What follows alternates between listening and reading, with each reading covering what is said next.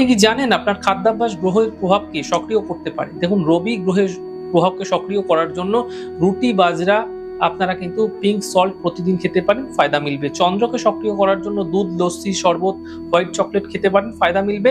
মঙ্গলকে সক্রিয় করার জন্য ঝাল লঙ্কা, মধু, মুসুরের ডাল, ফায়দা মিলবে। বুধকে সক্রিয় করার জন্য গ্রিন স্যালাড, সবুজ মুগ নিয়মিত সেবন করুন।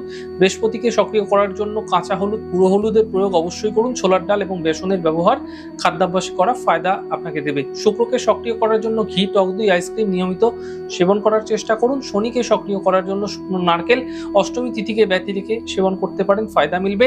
রাহুকে সক্রিয় করার জন্য সব ধরনের নেশাদ্রব্য সর্বতোভাবে বর্জন করুন। কেতুকে সক্রিয় করার জন্য তেঁতুল, টক জাতীয় খাদ্য, পনির, টক, ক্যান্ডি, লজেন্স এই ধরনের জিনিসগুলো ফায়দা দেবে। কোনো গ্রহকে আপনারা সক্রিয় করতে চাইছেন, তাহলে সেই গ্রহ অনুযায়ী যদি আপনারা খাদ্যাভ্যাসকে ঠিক রাখছেন, তাহলে আপনারা বিশেষ সুফল প্রাপ্তি ঘটাতে অবশ্যই আপনারা দেখতে